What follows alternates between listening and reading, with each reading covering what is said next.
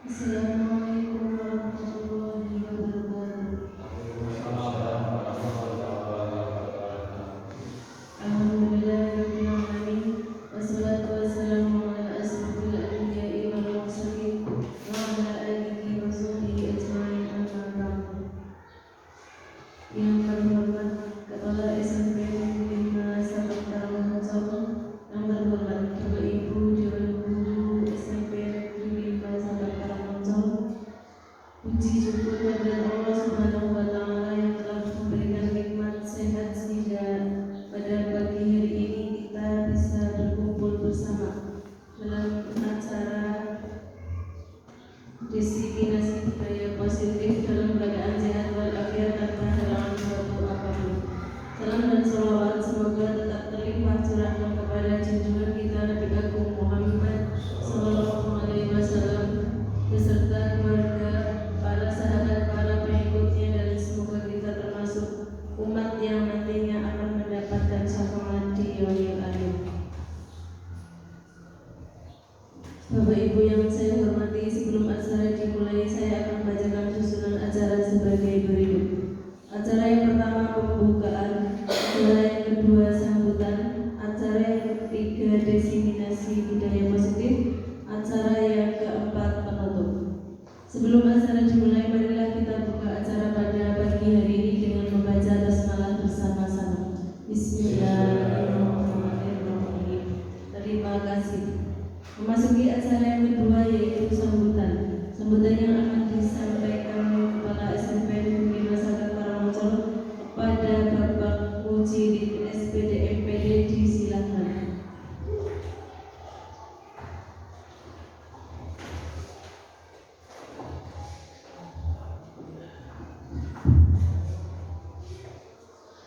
Bismillahirrahmanirrahim. Assalamualaikum warahmatullahi wabarakatuh. Alhamdulillahirabbil alamin. Assalatu wassalamu ala asyrofil anbiya'i wal mursalin sayyidina Muhammadin wa ala alihi wa sahbihi ajma'in. Amma ba'du. Bapak Ibu Dewan Guru SMP Negeri 5 Karangmonto yang berbahagia, yang utama marilah kita selalu dan senantiasa untuk mengungkapkan rasa syukur kita kepada Allah atas segala limpahan rahmat, nikmat yang Allah berikan kepada kita hingga pada hari ini. Alhamdulillah kita semua dalam keadaan sehat walafiat. Dan lupa salawat dan salam semoga selalu tercurah limpahkan kepada Nabi kita Muhammad Sallallahu Alaihi Wasallam, Nabi akhir zaman yang selalu kita tunggu, kita nantikan syafaat beliau akhir nanti. Bapak Ibu yang kami hormati, berkaitan dengan kegiatan ini, tentu mari kita bersama-sama untuk bisa saling support, saling mendukung berkaitan dengan budaya positif. Sebenarnya apa sih budaya positif? Ini yang perlu bagi kita bersama-sama untuk saling memahami.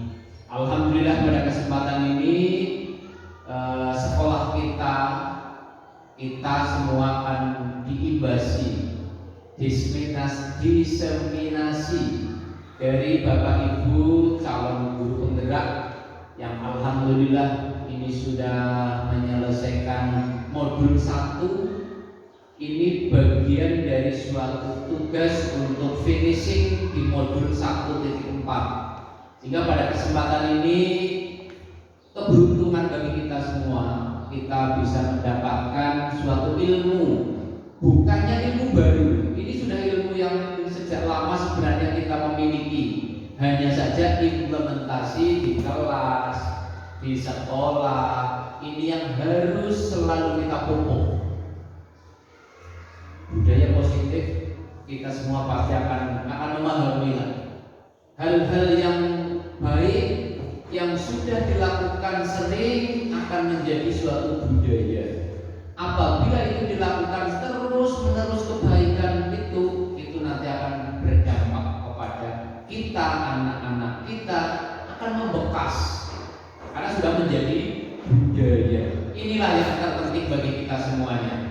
Jadi mari Bapak Ibu, untuk kesempatan ini kita betul-betul untuk bisa saling memahami, saling mengerti, supaya apa? Supaya kita bisa mewujudkan nilai-nilai keyakinan universal.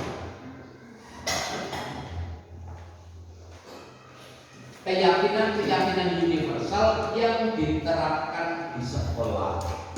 Sehingga apabila sekolah itu sudah menerapkan atau melakukan secara kontinu terus-menerus budaya-budaya positif, baik itu dilakukan oleh Bapak Ibu guru beserta dengan siswanya, saya yakin pasti sekolah kita ini akan menjadi suatu sekolah berbudaya. Budayanya tentu budaya positif. Makanya perlu kita pahami, diawali dengan perubahan. Perubahan apa? Pola berpikir kita semua. Perubahan paradigma. Perubahan visi kita untuk kita memahami bagaimana kita bisa mengontrol. Ini ada budaya kontrol. Kontrol seorang guru terhadap murid-muridnya. Termasuk juga kita juga punya kewajiban untuk mengontrol perilaku murid-murid kita. Perilaku murid-murid kita punya kewajiban untuk mengontrol. Supaya apa? Murid-murid kita memiliki perilaku sesuai dengan harapan yang baik. Harapan bagi guru, harapan bagi orang tua, dan seterusnya. Alhamdulillah di kesempatan ini nanti kita akan diberi pencerahan ya tentang budaya positif, mungkin mulai dari materi tentang perubahan paradigma, stimulus respon, konsep disiplin yang positif, termasuk juga yang langsung nanti akan berkaitan dengan anak-anak kita, yaitu dibentuknya, disepakatinya keyakinan kelas atau apa istilahnya itu ya aturan tapi yang dibuat bareng bersama dengan anak-anak kita.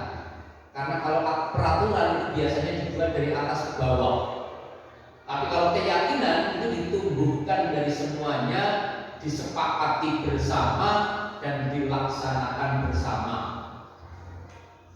Kalau aturan lebih condong kepada sanksi, tapi kalau keyakinan itu insya Allah akan dari lubuk hati yang paling dalam itu ingin melaksanakan, sehingga meminimalkan adanya sanksi. Bahkan dikatakan bahwa bagaimana bisa menciptakan suatu siswa yang disiplin tanpa adanya hukuman, disiplin tanpa hukuman. Nah, ini yang harus dilaksanakan.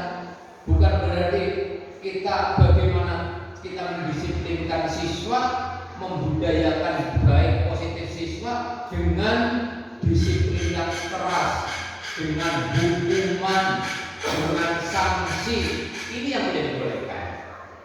Dan kita harus melakukan itu, bagaimana siswa kita supaya disiplin, tapi tanpa hukuman, tanpa sanksi. Apabila ada sanksi dan hukuman itu sanksi dan hukuman yang seiring, selaras, sesuai dengan apa yang ada di dalam budaya itu. Jadi bukan sifatnya sanksi menghukum yang memberatkan dan akhirnya menimbulkan masalah di kemudian hari. Termasuk juga pemenuhan kebutuhan dasar manusia. Ini kita juga penting sekali untuk memahami kebutuhan dasar siswa. Bukan berarti kebutuhan dasar siswa kayak orang bisa mau, bukan seperti itu. Tapi kebutuhan yang berkaitan dengan kebutuhan dasar sebagai murid. Termasuk juga posisi kontrolnya. Termasuk juga mungkin juga nanti disampaikan tentang restitusi, segitiga restitusi dan solusi-solusinya. Dan itu yang nanti akan kita dapatkan ilmu-ilmu baru tentunya yang selama ini mungkin bagi kita belum didapatkan baik di pelatihan apapun. Jadi saya saya katakan pelatihan guru penggerak itu ilmu yang didapatkan itu tidak didapatkan di pelatihan di jenis pelatihan manapun. Nah ini kan jadi merupakan suatu penasaran ya bagi kita semuanya. Dan semoga Bu Nani, Pak Indra, Pak Fendi ini akan menjadi motivasi tersendiri karena akan mendapatkan ilmu yang tidak didapatkan di pelatihan manapun. Itulah khasnya di pendidikan guru penggerak. Jadi yakin dan optimis saja, mari kita bersama-sama untuk bisa mengikuti, melakukan yang terbaik dan tentunya untuk mendapatkan hasil yang terbaik demi sekolah kita, demi anak-anak kita. Dan insya Allah siswa-siswa kita juga akan mengikuti seperti apa yang kita harapkan. Apa yang kita harapkan sesuai dengan visi kita, sesuai dengan jangkauan jauh tujuan ke depan kita, menjadikan siswa-siswa kita terbaik sesuai dengan masanya, terbaik sesuai dengan zamannya. Jadi inilah yang harus kita sama-sama mari kita ikuti dengan sebaik-baiknya pemaparan materi yang akan dilakukan oleh Bapak Ibu calon guru penggerak angkatan 9, dan ini akan menjadi penyemangat untuk Bapak Ibu semua dan optimis bagi saya apabila sekolah kita semua Bapak Ibu gurunya telah mengikuti pendidikan guru penggerak. Yakin sekolah kita akan bisa cepat bergerak dan nanti kita akan ketularan untuk bisa bergerak, tergerak, bergerak dan menggerakkan semuanya. Tidak hanya elemen sekolah yang bergerak, tapi lingkungan sekolah, termasuk juga orang tuanya, pasti akan seiring dengan apa yang kita lakukan. Itu yang bisa saya sampaikan Bapak Ibu, dan semoga langkah-langkah terbaik teman-teman kita yang sedang mengikuti pendidikan guru penggerak angkatan 9 selalu diberi kemudahan, selalu diberi kemudahan dalam menyelesaikan segala tugas, menyelesaikan segala hal, memudahkan semuanya, dan yang terpenting adalah ilmunya untuk bisa dinikmati bersama melalui pengimbasan kepada kita semua, dan dampak terakhirnya tentu kepada murid-murid kita. Terima kasih. Wabillahi taufiq wal hidayah. Assalamualaikum warahmatullahi wabarakatuh. Bu, sudah tahu Pak.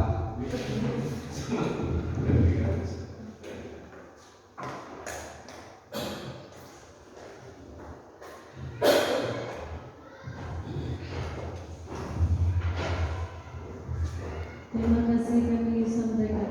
Acara yang selanjutnya yaitu aksi nyata modul 1.4 membangun sekolah berbudaya positif yang akan disampaikan oleh Ibu Deni Oktaviani SS. Kepadanya disilakan.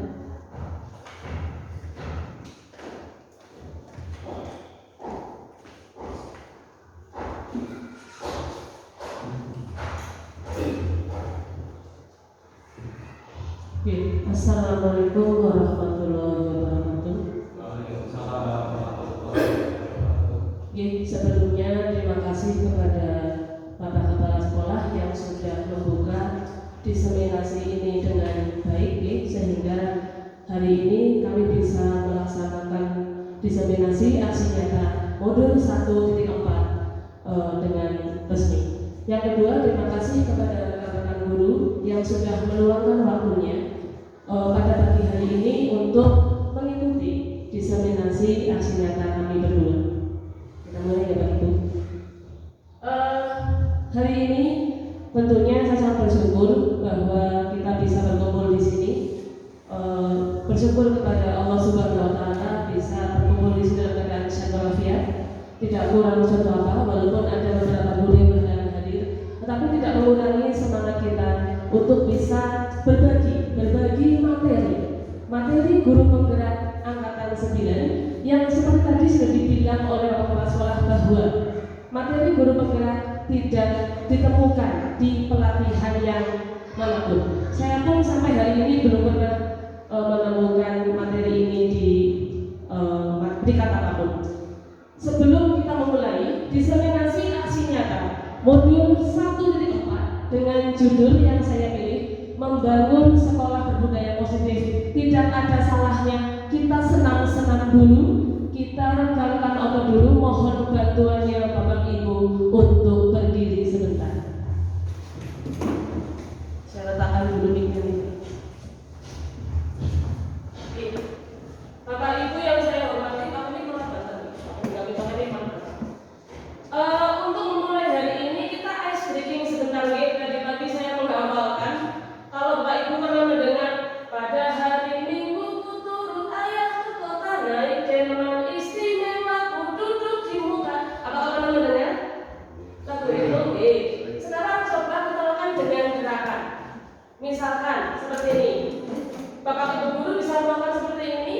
Pertama gerakan ini, yang kedua seperti ini, yang kedua ke kanan, berikutnya ke kiri, berikutnya ke perut. Ya, yang punya bisa sembunyikan sama saya ya. Berikutnya seperti ini, berikutnya seperti ini. Kalau digabung bisa pelan-pelan lagi. Yuk, mulai. Pada hari Minggu ku turut ayah ke kota. Berarti naik delman istimewa ku duduk di muka. Sadar nggih, bayang makan yuk. Kalau apa lagunya boleh sambil menyanyi ya. Kita mulai yuk. 1, 2, 3. Pada hari Minggu ku turut ayah ke kota. Naik delman istimewa di muka, ku duduk samping Pak Kusir yang sedang bekerja mengendarai kuda supaya baik jalannya. Sekarang agak cepat. Nanti kita lihat siapa yang salah. Coba ya, agak cepat ya. Siap, bismillah. 1, 2, 3. Pada hari Minggu ku turut ayah ke kota.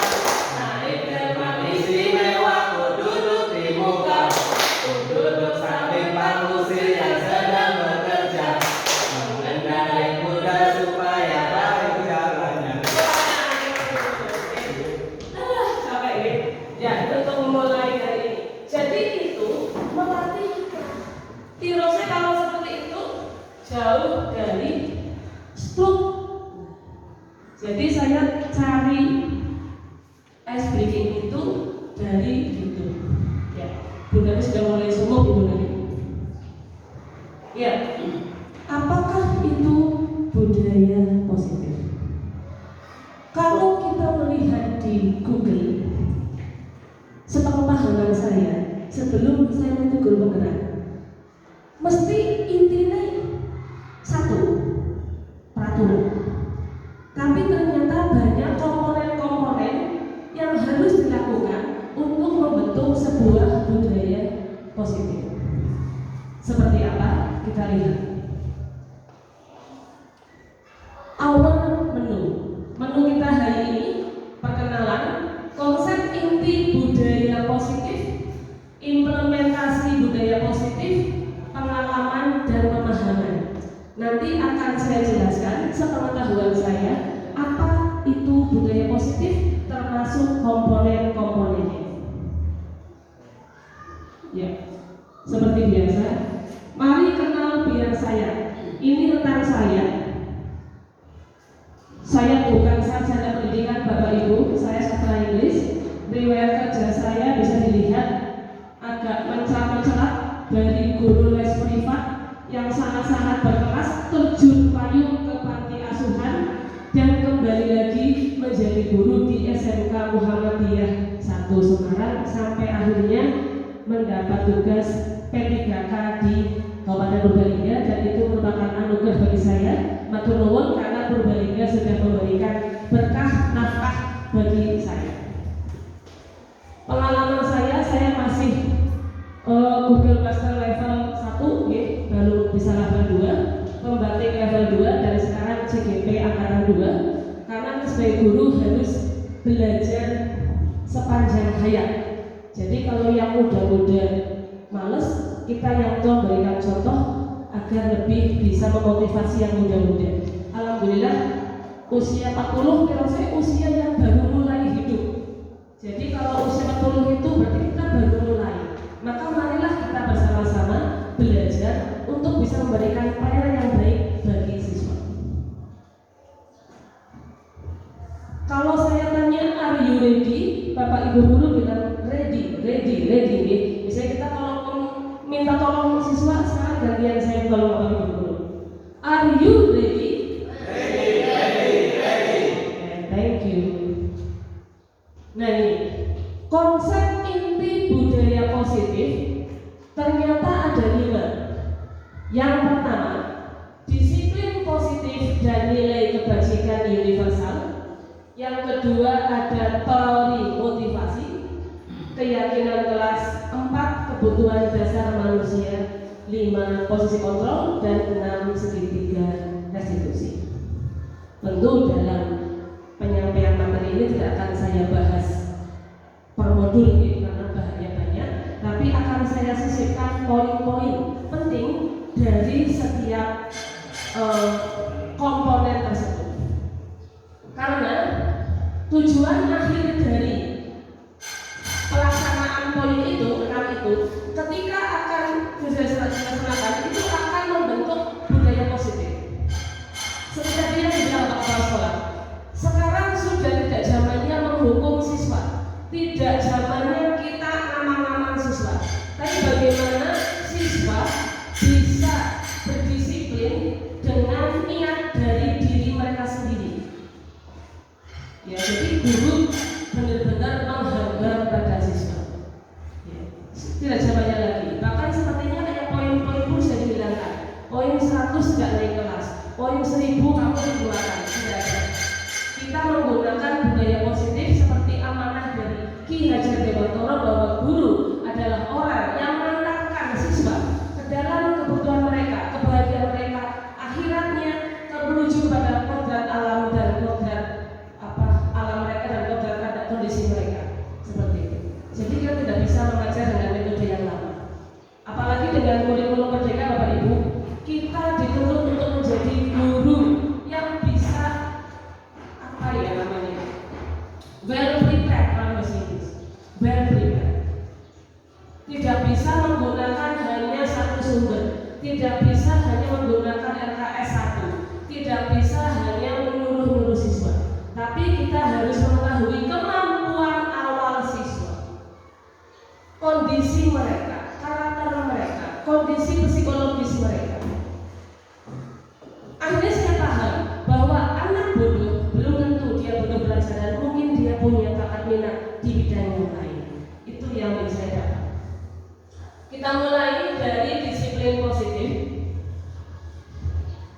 Di sini ada pengertian, monggo bisa dibaca sendiri.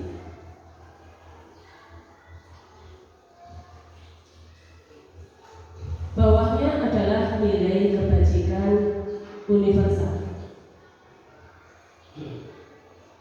Di dalam disiplin positif ada yang saya garis bawahi tanpa hukuman dan hadiah. Jadi siswa kita, saya pun mengalami, mereka hanya berbuat manut dengan kita karena takut akan dihukum. Dan mereka akan berbuat manut ketika jika diberi hadiah. Itu yang harus kita hilangkan. Bagaimana siswa berbuat manut aturan tapi datang dari diri sendiri karena siswa tahu hak dan kewajibannya sebagai siswa. Kenapa harus pulang jam 1? Kenapa nggak pulang lagi seperti sekolah yang lain? Kenapa harus masuk ke sini 7.15? Ada pembiasaan. Apa guna pembiasaan positif? Apa guna kita baca Asmaul Husna ala dan apa guna isi dosa? Anak harus datang tahu karena dari dalam diri sendiri. Niat untuk berubah menjadi apa yang diharapkan oleh semua orang. Dinilai kebajikan universal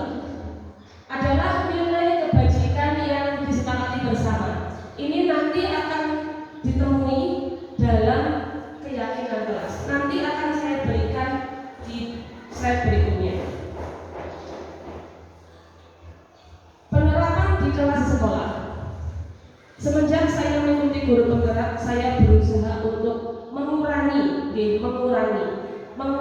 rasa marah saya pada siswa. Berusaha memahami siswa.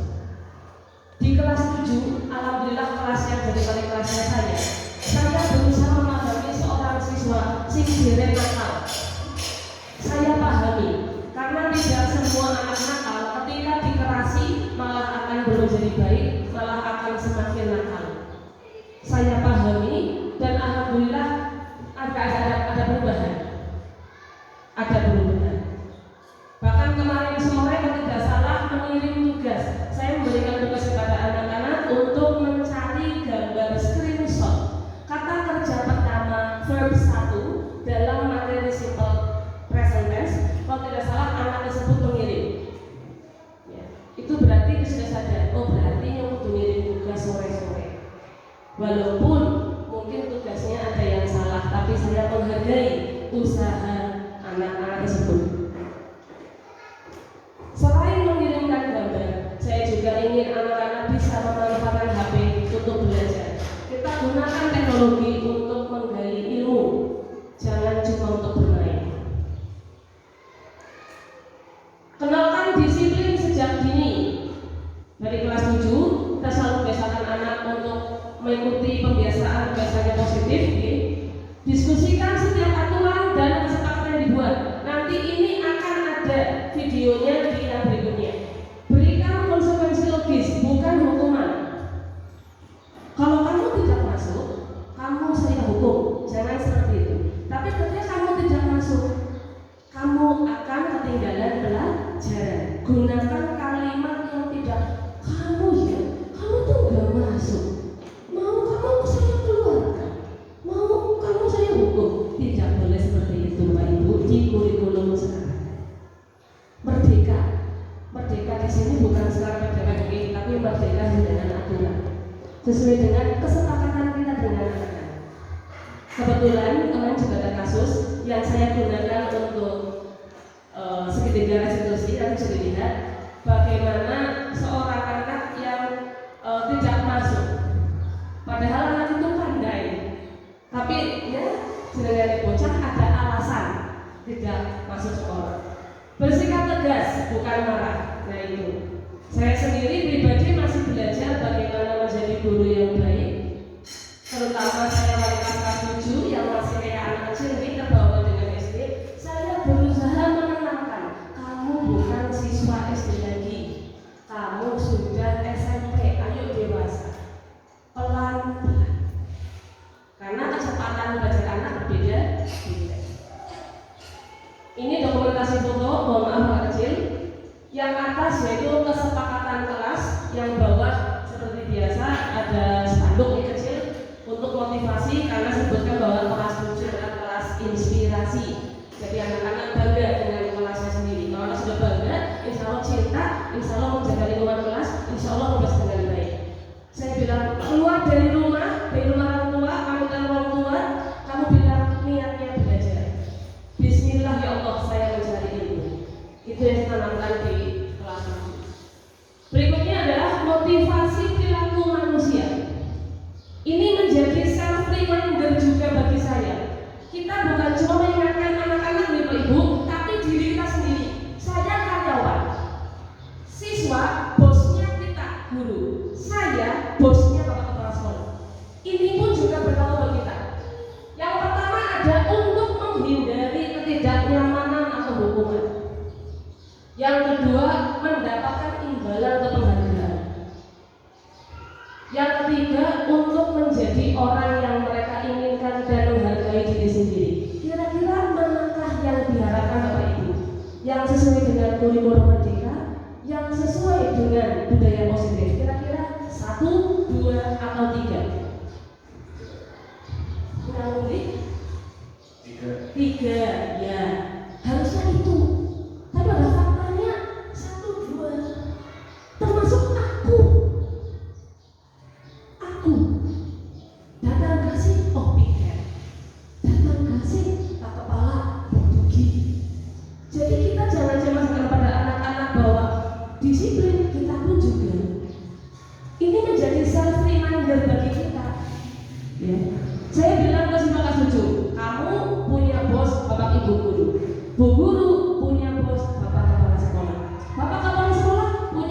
mungkin dinas pendidikan. Semua harus bekerja sesuai aturan.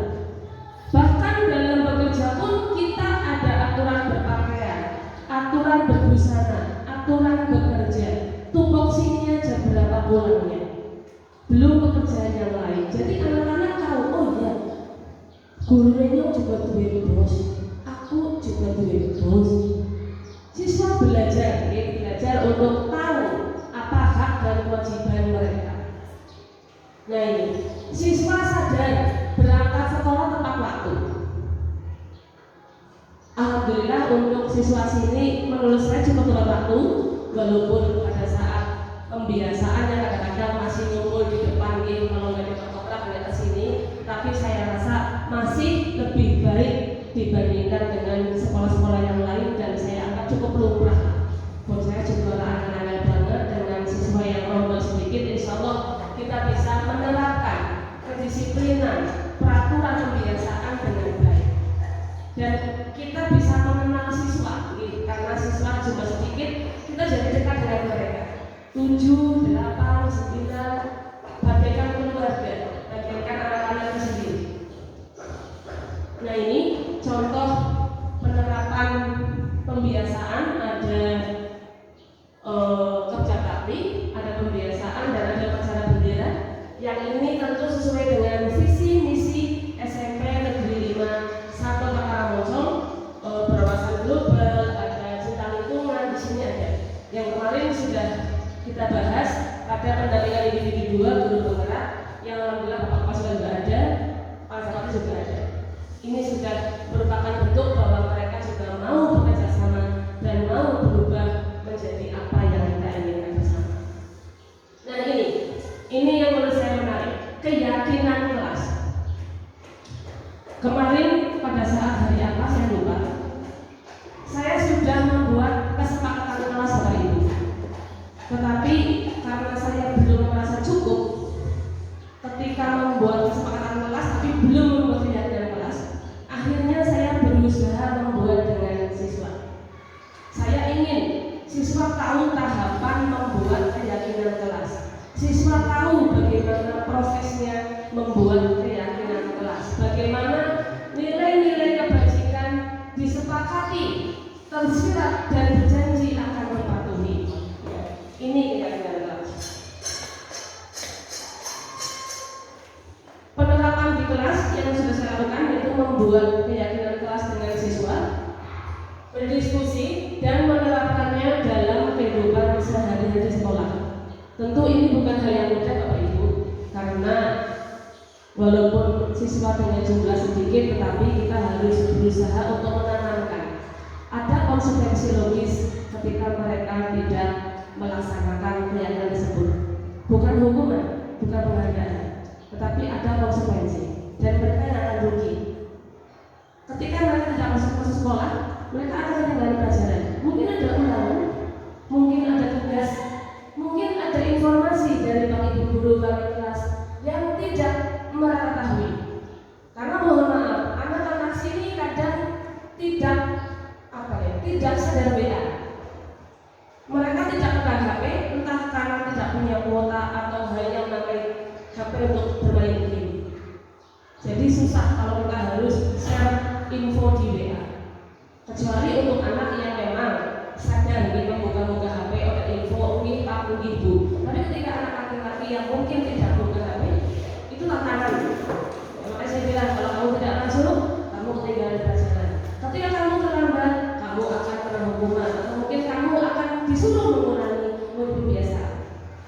Jadi semua akan kembali kepada diri mereka sendiri dan akan menjadi bekal mereka ketika mereka lanjut sekolah. Dan jika pun mereka tidak lanjut sekolah, mereka pun akan mundur itu apa? Menabur menuai di kehidupan mereka di yang sehari-harinya. Saya bilang seperti ini. Bagi yang sekolahnya lanjut, mereka akan bertemu lagi dengan Bapak Ibu guru, bertemu lagi dengan aturan, bertemu lagi dengan pelajaran, apalagi SMA, SMK, kalau tidak salah pulangnya semakin sore. Itu yang saya tekankan. Jadi mari kamu persiapkan kelas 7, 8, 9, persiapkan. Masa depan kamu tentukan oleh diri kamu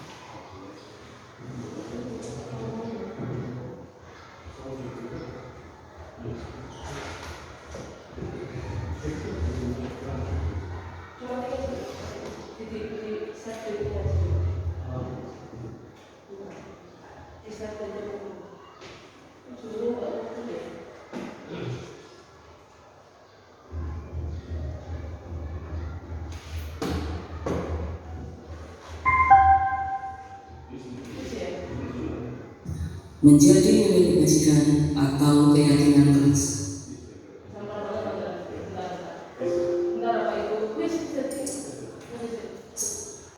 Para siswa paham, maka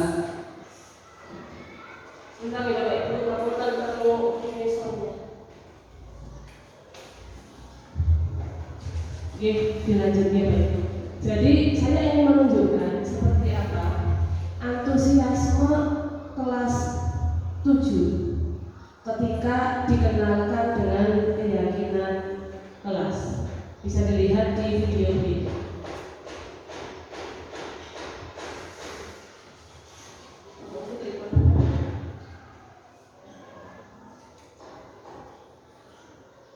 Assalamualaikum warahmatullahi wabarakatuh.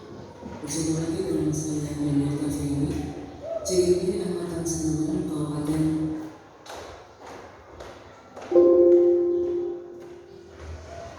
Purbalingga. Berikut akan saya sampaikan proses pembuatan keyakinan kelas pada siswa kelas 7 yang merupakan kelas inspiratif di SMP Negeri 5 1 Karangrejo. Yang pertama, saya menjelaskan apa itu keyakinan kelas dan tahapan membuat keyakinan kelas. Tahapan membuat keyakinan kelas ada 3, yaitu berdiskusi, memunculkan peraturan-peraturan yang perlu ditaati warga kelas. Yang kedua, mengubah peraturan-peraturan menjadi kalimat yang lebih positif.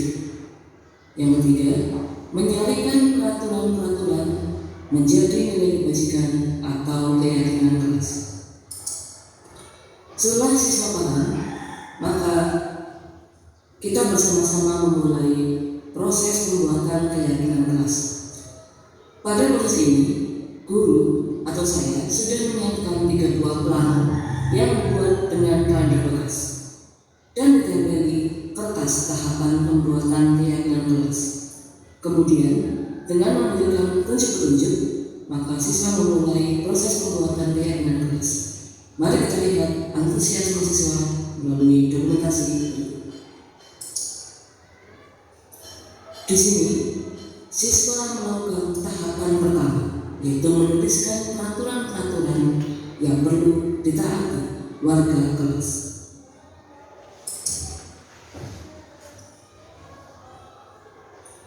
Di sini terlihat siswa menggunakan kalimatnya sendiri. Siswa bebas berkreativitas menuliskan peraturan apa yang akan disepakati bersama.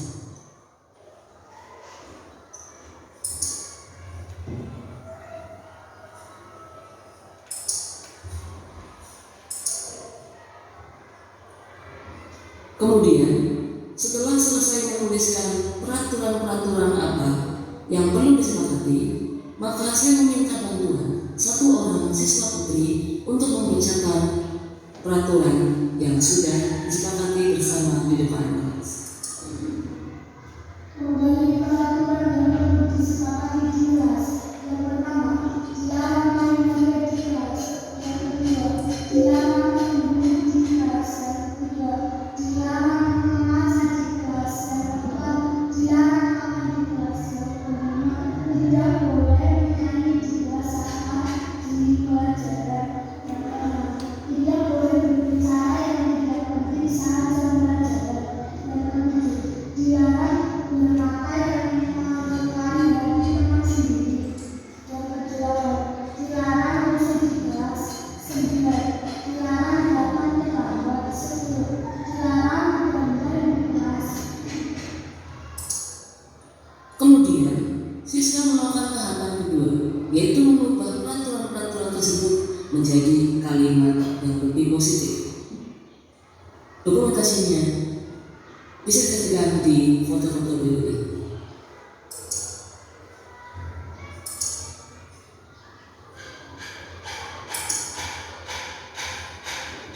Setelah tahap kedua selesai, yaitu membuat peraturan-peraturan menjadi kalimat yang positif, kemudian kembali saya meminta 1 orang siswa putra untuk membacakan kalimat-kalimat positif yang telah didapat dari peraturan-peraturan yang telah disepakati bersama.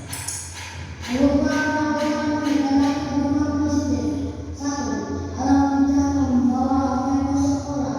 2. Alam tidak boleh membeli. 3. Alam tidak membawa kaca ke sekolah.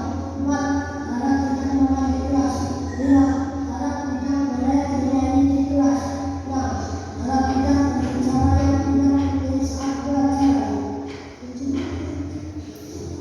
8. Alam tidak berbicara wali kelas dan jaga keluar kelas. 9. Alam tidak jalan berjalan di kelas. Kemudian, kita sampai di tahap terakhir, yaitu siswa menuliskan nilai kebajikan yang ditemukan dari peraturan kelas yang telah disepakati bersama. Bagaimana prosesnya? Bisa dilihat di foto-foto berikut ini.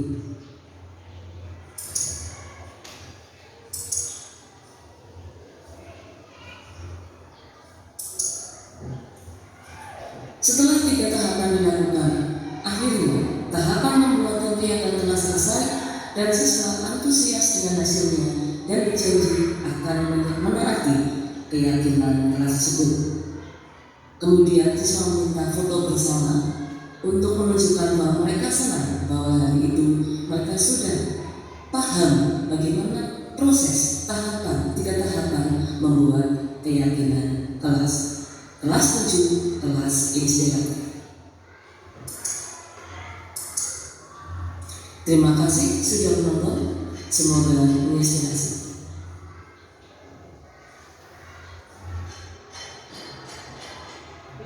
Itu proses membuat keyakinan kelas yang sudah saya lakukan di kelas 7, karena menurut saya akan sangat wagu ketika saya memberikan memberikan diseminasi materi, tapi kok saya belum melakukan. Jadi kemarin dengan keburu-buru, alhamdulillah dengan bantuan anak-anak kita bisa membuat keyakinan kelas, dan itu semua hasil pemikiran dari anak-anak. Walaupun bahasanya ya seperti itu, mungkin belum bagus, tapi tidak apa-apa, karena yang dinilai adalah niatnya anak, kreativitas mereka. Jadi bahkan kemarin yang sangat senang adalah anak laki-laki. Anak laki-laki itu semangat disuruh maju, karena anak laki-laki hobinya mengkritik perempuan dan perempuan mengkritik anak laki-laki. Itu di kelas 7. Tetapi saya selalu bilang bahwa kalian berteman dan kalian harus menjaga kerukunan dengan segala kelebihan dan kekurangan kalian. Berikutnya kita sampai pada 5 kebutuhan dasar manusia. Yang pertama adalah survival, love and belonging, freedom, fun and power. Ya, mungkin bisa dibaca sendiri untuk artinya dalam bahasa Indonesia. Setiap manusia pasti mempunyai kebutuhan yang menurut saya pertama itu yang paling fundamental, paling dasar.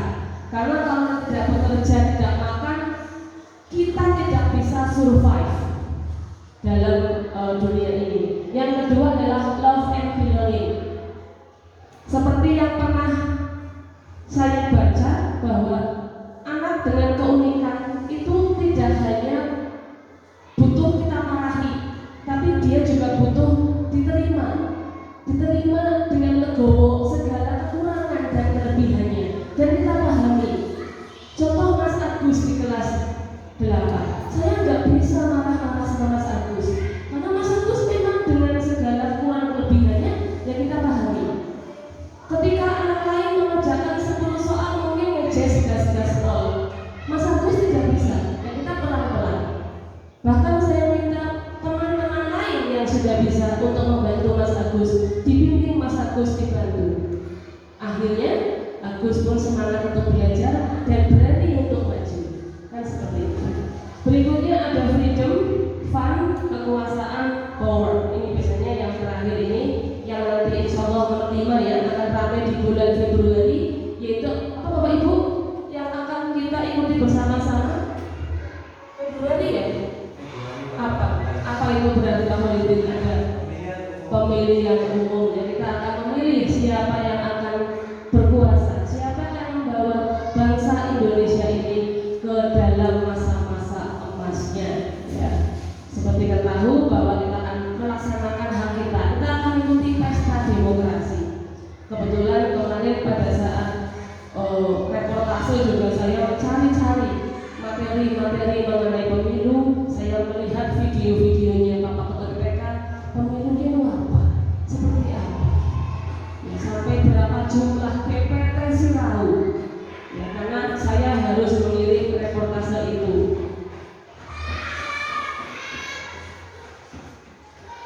Nah ini, ada penerapannya gimana? Ada siswa yang malas belajar di kelas. Nah, seperti tadi yang saya bilang, dia hanya ingin diterima, dia hanya ingin dipahami. Yang diulang bukan cuma yang pintar dong, tapi yang tidak pintar, lambat belajar juga kita harus pentingkan. Kita layani, kita penuhi kebutuhannya. Apa yang dia mau, bakat minatnya apa. Ada beberapa anak yang bahasa Indonesia tidak begitu pintar, tapi dia pintar menggambar. Ada beberapa anak yang mungkin matematika tidak pintar, tapi bahasa Inggrisnya lumayan. Sampai saya puji, walaupun kamu tidak, itu kan bahasa Inggris kamu bagus loh. Saya bilang gitu, bahasa Inggris kamu bagus, nilainya lumayan. Dan dia sangat senang membuka kamus, antusias dulu. Nanti insya Allah bisanya mengikuti. Nah ini yang perlu kita pahami bersama Bapak Ibu, bahwa guru harus bisa memposisikan dirinya. Di sini ada 5 posisi kontrol. Ini juga saya sempat merasa tersindir. Saya self reminder diri sendiri bahwa kita biasanya menjadi penghukum, pembuat orang merasa bersalah.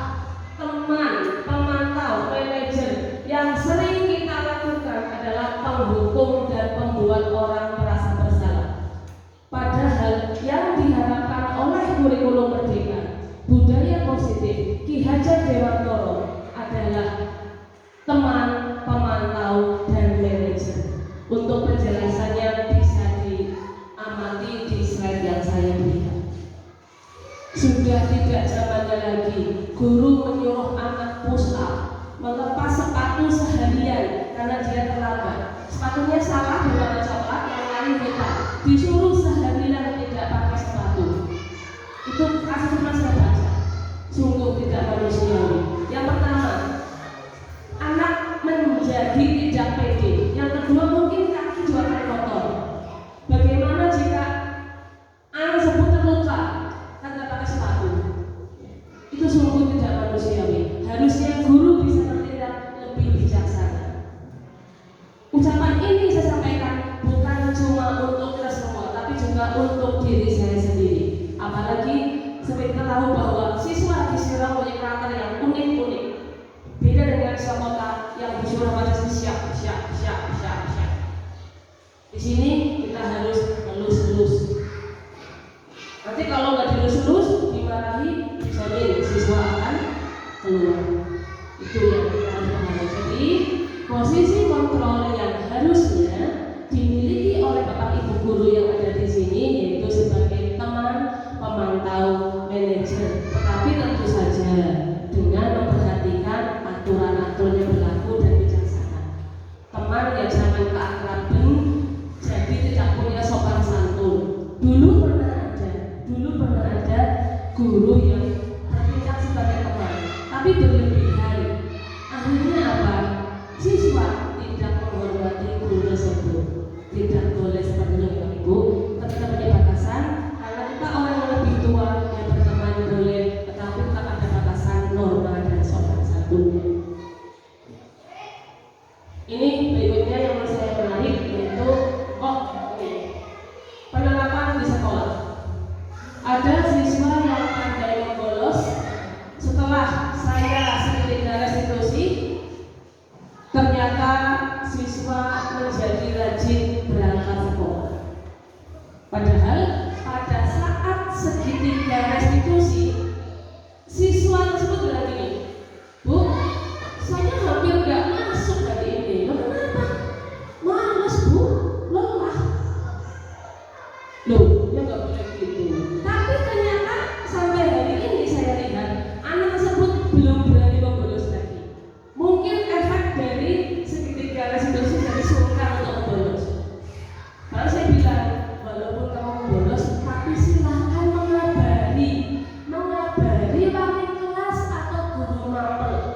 Paribasanya kamu berbohong, tapi nek ngabarikannya mandan, dosanya setengah. Iya Bu, iya. Tapi sampai hari ini, insya Allah anak itu masih rajin berangkat dan memang anaknya cukup pandai. Saya juga tahu lah ya alasannya, saya paham. Tetapi tetap kita beritahu bahwa kamu salah. Kamu ketinggalan pelajaran, kamu akan bolos ya, ada peringatan. Ya, kamu ditanya kenapa? Mungkin ada info apa kamu tidak tahu. Ya. Ini dokumentasi fotonya pada saat segitiga restitusi tersebut.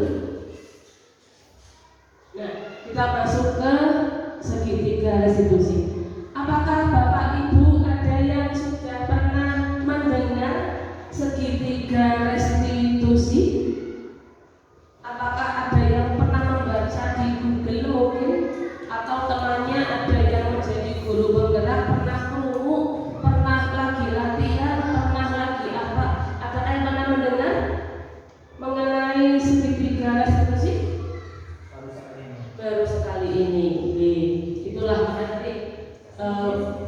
Saya juga menyatakan bahwa materi di guru penggerak ini sangat kaya nih, sangat kaya.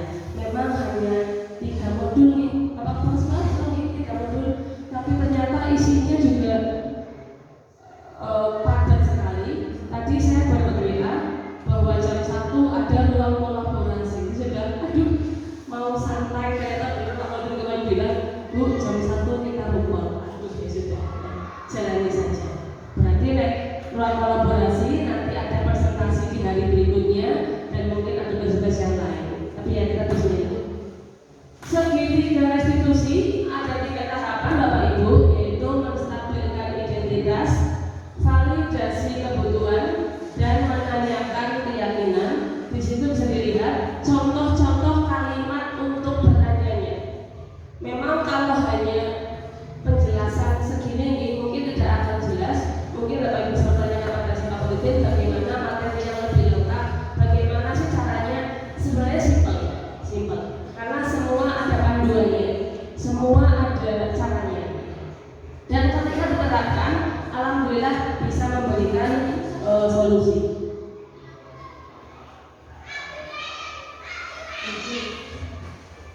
Mengapa saya memilih segitiga restitusi? Karena bisa menyelesaikan masalah dan siswa, ini intinya, mau memperbaiki kesalahan. Siswa mikir deh, berpikir sendiri, kira-kira ini dari kesalahan, bagaimana cara membaikinya? Kira-kira saya harus seperti apa? Dipancing siswanya. Bagaimana saya bisa, oh iya kalau saya harus gimana? Oh saya nakal pada guru harus gimana? Dan guru di sini tidak memposisikan sebagai penghukum, tapi sebagai teman dan manajer. Karena efeknya kalau jadi penghukum tidak bagus buat siswa, bukan menyelesaikan masalah, malah menambah masalah. Belum lagi timbulnya dendam kesumat ya di antara siswa. Ya, berikutnya adalah soal dokumentasi video segitiga restitusi yang saya lakukan. Ada 2 kasus yang menjadi tugas kami. Tunggu saksikan. Kami dulu Salam Robi. silakan duduk ngobrol. Ada apa kamu saya? Ya, maaf mengganggu waktu kerja kamu di. Robi, Saya mendengar dari guru. bahwa kemarin saya marah. Ada apa? Iya, guru saya marah. Itu Erik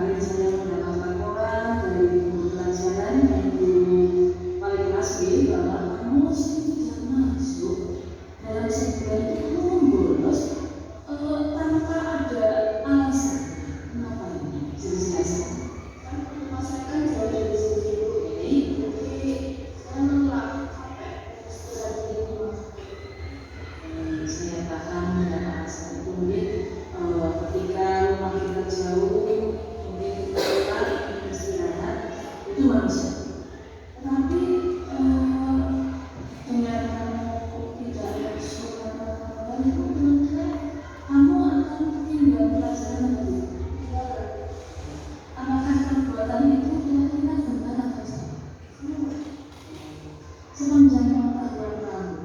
Ketika kamu melakukan seperti itu, nilai keyakinan apa yang kira-kira sudah kamu lakukan? Kedisiplinan dan tanggung jawab.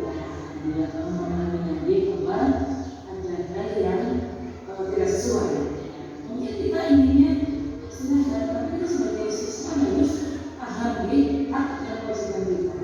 Ada aturan yang harus kita ikuti, ada kedisiplinan dan ada tanggung jawab. Kamu bertugas di desa. Untuk hal ini, apakah kira-kira kamu bersedia memperbaiki keadaan seperti ini? Kira-kira apa yang akan kamu lakukan untuk memperbaiki keadaan? Saya akan memberitahu terima kasih. Terima kasih Endang bahwa kamu sudah menyadari kesalahan kamu dan akan berusaha mengabari wali kelas maupun guru yang akan tidak masuk. Dan saya harap kamu tak akan berhasil di kelas sekolah ini sudah ada layanan karena kamu berhasil itu nyaman ya. Saya pandai sering ikut perlombaan jadi harus menjadi motivasi kamu. Oke, terima kasih. Semoga ke depan kamu menjadi sukses dan kamu akan menjadi pribadi yang lebih baik lagi dengan adanya kita ada upaya memperbaiki kesalahan ini. Oke, terima kasih Anda kerjasamanya ini dan monggo kembali ke kelas.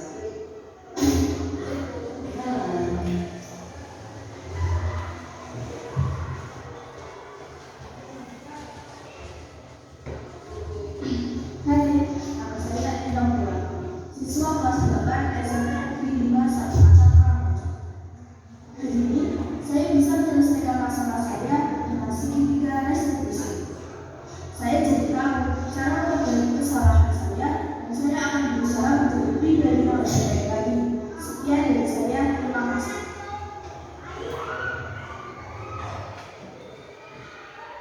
Ya, Bapak Ibu. Coba sebelum saya lanjut ke yang berikutnya. Kasus pertama tentang apa? Kalau Bapak Ibu menyaksikan pasti tahu. Kasus pertama bullying, ya. Masalahnya gimana coba? Kalau bullying, apa yang dibully? Siapa yang dibully? Itu nama kakek, betul nih, nama kakek Lori nih, dibuat menjadi wadanan. Dan ini memang terjadi.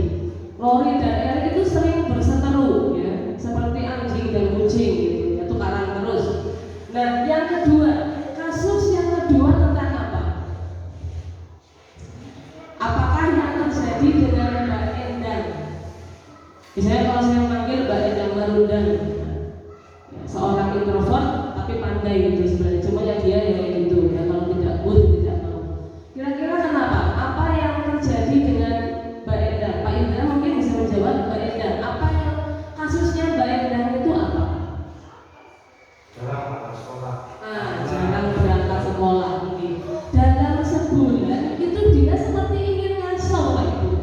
Itu betul terjadi. Kenapa saya pilih Mbak Endang? Karena itu betul terjadi. Dia seperti itu dan tidak ngabari. Makanya saya bilang ya,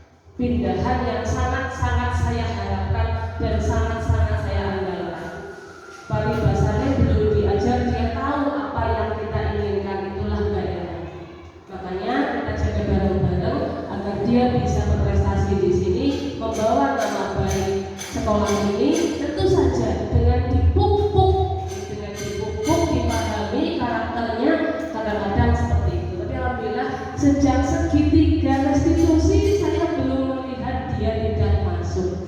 Sepertinya sungkan. Ya, kita buat dia enjoy di sini. Kemarin baru saya beri portofolio recount text, sudah senang sekali itu. Ada menggambar, mewarnai, menggunting, menempel, senang sekali, antusias. Ya. Jadi siswa itu memang harus diberi sesuatu yang berbeda agar antusias. Yang berikutnya Bapak Ibu, mungkin terakhir. Oh iya, ini mungkin terakhir dari saya. Pelajaran apa yang bisa dipetik dari presentasi panjang yang sudah saya berikan? Saya lupa berapa slide, 32 berapa slide. Kenapa saya buat panjang? Karena saya ingin memberikan yang nyata, bukan cuma omongan saya nih, tapi ada videonya, tapi ada implementasinya. Rasa-rasanya wagu kalau saya berdiri di sini hanya berucap jere dan teori. Ya. Ini kalau dalam bahasa Inggris disebut dengan it is so ridiculous, omong kosong, nonsense, saya nggak mau. Ya. Ketika saya belajar modul 1.1 sampai modul 1.4, saya harus bisa menerapkan dalam kehidupan nyata walaupun cuma 1% daripada tidak sama sekali. Nah inilah yang saya buat sebelum kita berdua untuk presentasi. Kita berpikir keras, menyampaikan apa, buktinya apa, bukan cerdas. Nah ini 3 poin yang saya garis bawahi. Dengan disiplin positif dan nilai kebajikan yang dituangkan dalam keterampilan kelas, maka motivasi perilaku siswa adalah berusaha menjadi individu yang memenuhi harapan semua orang dan ingin menjadi pribadi yang lebih baik. Bukan karena takut hukuman, ingin penghargaan. Itu tujuan yang diharapkan. Ketika siswa masih takut dengan hukuman, ingin penghargaan, berarti kita belum berhasil. Kita harus berusaha menggiring mereka menjadi siswa yang tahu hak dan kewajibannya, tahu apa yang dibutuhkannya, tahu bakat minatnya, sehingga mereka bisa menjadi orang yang mempunyai pribadi baik, yang mempunyai bekal yang cukup, entah mereka mau lanjut sekolah atau tidak. Karena tantangan terbesar siswa adalah di dunia nyata, di kehidupan sehari-hari. Saya bilang ke siswa, saya bukan orang tua kamu. Saya hanya mengendalikan kamu dari jam 7 sampai jam 1. Selebihnya Anda menjadi jawab orang tua kalian. Dan kebetulan kalau dari sini sudah pasrah ke guru. Padahal guru tidak menjaga mereka 24 jam. Kita atau saya dan kalian semua bukan CCTV hidup. Ketika mereka di jalan tidak pakai dari saya, tidak masalah. Ngetin tidak masalah. Karena mereka sudah menjadi milik orang tua, sudah kembali ke orang tua. Yang penting saya tekankan, ketika di sekolah Anda dalam kendali kami guru-guru, yang saya usahakan, kali-kali kami usahakan untuk bisa mewujudkan sekolah yang berbudaya positif. Nomor 2, siswa mempunyai keunikan, keistimewaan. Ada yang cepat belajar, ada yang lambat belajar. Ada yang tidak suka hitung-hitungan, suka menggambar. Ada yang suka bahasa, tidak suka sosial. Itu tantangan kita. Bagaimana kita bisa memberi pembelajaran sesuai kebutuhan mereka. Itu pun PR buat saya. Karena pada faktanya pembelajaran berdiferensiasi memerlukan persiapan yang baik. Makanya saya bilang well prepared teacher, guru yang punya persiapan, bukan hanya bruk buku paket tulis, bukan hanya bruk LKS tulis, tapi sejatinya mengajar adalah hal yang luas.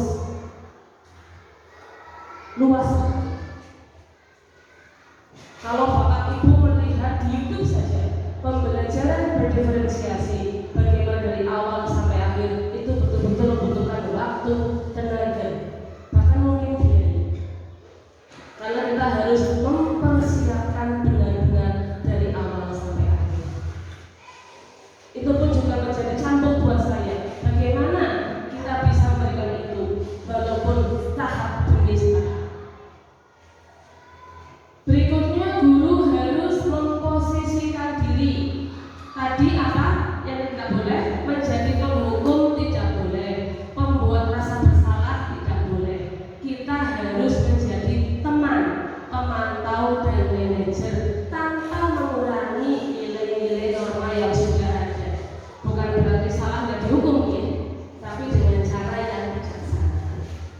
Kalau dengan cara yang kejam, kamu dijemur sejam, ya kasihan. Tidak manusiawi. Sekarang apakah viral nih, ketua media sosial ya sudah selesai kita. SK tidak berlanjut, sementara utang masih menunggu di mana-mana. Jadi kita harus berhati-hati. Anak lebih pintar bermain medsos daripada kita. Yang ketiga, segitiga restitusi. Nah, adalah salah satu upaya penyelesaian masalah yang tepat. Mungkin tidak semua kasus bisa di segitiga restitusi, tapi mungkin bisa diawali dengan segitiga restitusi. Contoh, ini contoh kasus di SMP 2 Cimagu bullying. Itu kan sudah mainnya ke polisi, ya nggak mungkin di segitiga restitusi karena sudah fisik, kekerasan fisik. Bahkan tidak salah sudah masuk ranah pidana. Ya sudah, tidak usah di segitiga restitusi. Kembali kita melihat ke kasusnya. Tapi ketika kasusnya bisa dilakukan dengan segitiga restitusi, ya mari kita lakukan. Ketika gagal, coba cara yang lain. Karena sudah saya buktikan bahwa segitiga restitusi membantu menyelesaikan kasus kalimat bawah ini dengan cara yang manusiawi. Ya, itu yang saya berikan. Dan 3 tahapan segitiga restitusi juga sangat membuka mata saya bahwa iya sebenarnya kita tidak bisa serapet dewek. Ketika ada hal tadi yang poin pertama,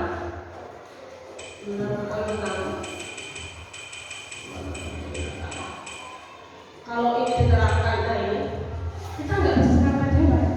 Mungkin jika saya itu jadi guru pembelaan, mungkin loh ya, saya dapat ini dari kakak saya, mungkin hanya dari Google. Apa sih ini? Tapi kalau saya nggak belajar, nggak mengalami, ya penerapannya mungkin tidak maksimal. Jadi memang kita harus tahu dulu enam ini apa. Ketika enam itu terwujud, insya Allah sekolah berbudaya positif akan terwujud. Walaupun ke sekolah kecil, tapi dengan ini kita pasti bisa juga pada sekolah bawah bahwa kita bisa ke sekolah yang ramah anak, berbudaya positif tanpa hukuman. Itu seperti itu. Jadi kita bisa belajar dari enam ini. Dan saya bersyukur bisa menjadi CGP yang gak pernah gagal di angkatan 6. Sempat mutung di angkatan 78, alhamdulillah bisa berlanjut di angkatan 9, walaupun yang cukup berat, bosan menerpa, tapi saya berusaha. Ya Allah, kadung jegur, mari kita selesaikan. Semua tidak ada halangan, dan ini saya yakin teman-teman yang lain bisa mengikuti. Silakan ikuti seleksinya dan mari bersama-sama biar SMP ini memiliki banyak CGP dibandingkan dengan sekolah yang lain. Kita bisa bangga, kita akan bangga. Dan efeknya akan ke siswa. Efeknya, manfaatnya akan ke siswa juga. Mungkin itu Bapak Ibu, paparan dari saya. Mohon maaf jika agak panjang, mohon maaf jika ada kesalahan di sana sini. Saya manusia biasa, masih belajar. Modul guru penggerak sudah masih saya pelajari, masih berproses. Terima kasih untuk waktunya. Jika ada umpan balik bagaimana prestasi saya, silakan tertulis. Saya kasih 1 menit, terus saya akhiri, saya kasihkan. Silakan ditulis bagaimana penyampaian saya hari ini bisa menjadi koreksi saya, mana yang masih kurang. Dari Pak Ibu akan selesai. Terima kasih. Saya akhiri. Assalamualaikum warahmatullahi wabarakatuh.